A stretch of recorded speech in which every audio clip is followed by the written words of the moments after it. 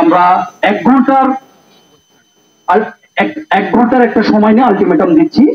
এই 1 ঘন্টার ভিতরে আমরা প্রধান উপদেষ্টা সহ আমাদের রাষ্ট্রের নীতি নির্ধারকের কাছে আমরা অনুরোধ জানাচ্ছি, এই 1 ঘন্টার মধ্যেই হয় আপনারা আমাদের কাছে আসুন, নয়তো আমাদের প্রতিনিধি টিম আপনাদের কাছে নিয়ে আমাদের এটার একটা সুষ্ঠু সমাধান করুন।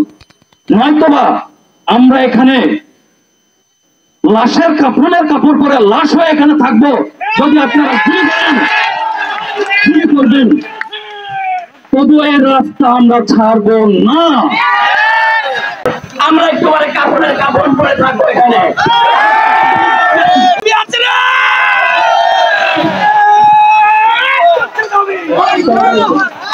আসলে এখন পর্যন্ত পুরো যে ঘটনাটা সেই ঘটনাটা আমি বলতে চাই। আমরা আন্দোলনে যখন আসছি, তারপরে আমরা আন্দোলনে আসতে পারা এতে দেখছেন পুলিশরা আমাদের ভাইদের উপরে টিয়ারশেল নিক্ষেপ করে এবং রাবার বুলেট নিক্ষেপ করে যে আহত করে।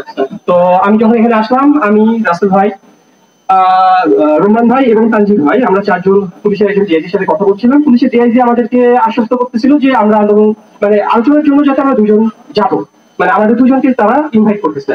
তো আমরা বারবার বলতেছিলাম যে আমরা 2 জন যাইতে চাই না, আমরা অন্তত পক্ষে যারা 12 জন আছে 12 জন যেতে চাই, কারণ না হলে পরবর্তীতে আমাদের 12 জন হয়তো আমরা 2 জন গেলাম, ওই ক্ষেত্রে আমরা কি আলোচনা করছি 12 জন তো জানতে চাইতেই পারে। তো সেই জন্য আমরা 12 জনই যেতে চাই।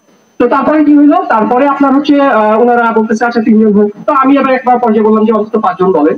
তো তারা আমাদের বলল আশ্বস্ত করছে। তারপর একটু পরে একজন প্রেস সচিব আসলো, আমাদের প্রথম উপদেষ্টা প্রেস সচিব, তিনি আসলো। তিনি এসে আমাদেরকে বলতেছে যে এইভাবে তো হবে না, তো নতুন একটা সংস্কার কমিটি করা হয়েছে। আব্দুল মঈন চৌধুরী, উনি যেহেতু জনপ্রশাসন সংক্রান্ত সংস্কার কমিটির প্রধান, তো আমরা যাতে তার সাথে কথা বলার জন্য প্রস্তুতি নেই। এবং তিনি আমাদেরকে বারবার বলতেছিল যে আপনারা তার সাথে আলোচনা করার জন্য আপনারা সিদ্ধান্ত নেন। তো আমরা প্রথমের দিকে একটু দ্বিমত পোষণ করলেও পরবর্তীতে আমরা যেহেতু আলোচনার মাধ্যমে আমরা দাবিটা বাস্তবায়ন করতে চাই এবং এখান থেকে যেই ধরনের জনগণ তৈরি হচ্ছে এবং এরকম একটা গুরুত্বপূর্ণ জায়গায় এত সময় অবস্থান করা উচিত না, সে প্রেক্ষিতে আমরা তখন এটা মেনে নেই। আচ্ছা, আমরা বললাম যে ঠিক আছে, আমরা মেনে নিলাম, আমরা আলোচনার জন্য যাবো। তো আমাদের একটা রিকোয়েস্ট ছিল যে আপনারা আজকে, যেহেতু আমরা 3টার সময় কথা বলছি, 3টার সময় যেহেতু আলোচনা হলো, আমরা বললাম যে আমরা আমাদের সাথে আজকে একটু আলোচনা করার ব্যবস্থা করে দেন। আমরা একটু আলোচনা করি এবং আলোচনা করার পরবর্তীতে আমরা এখান থেকে আমাদের অবস্থান পরিবর্তন করে দেবো।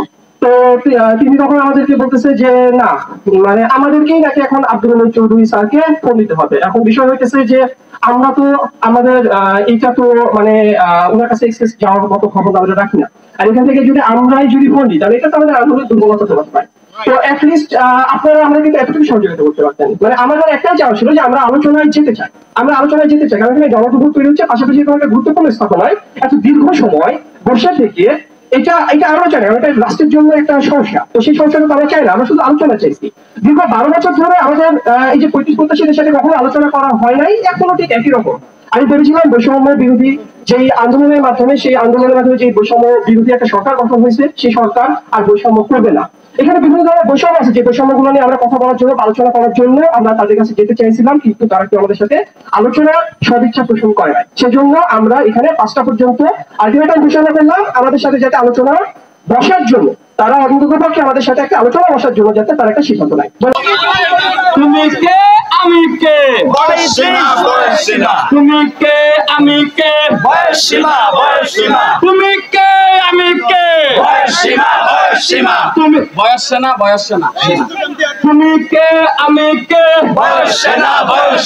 তুমি কে আমি কে,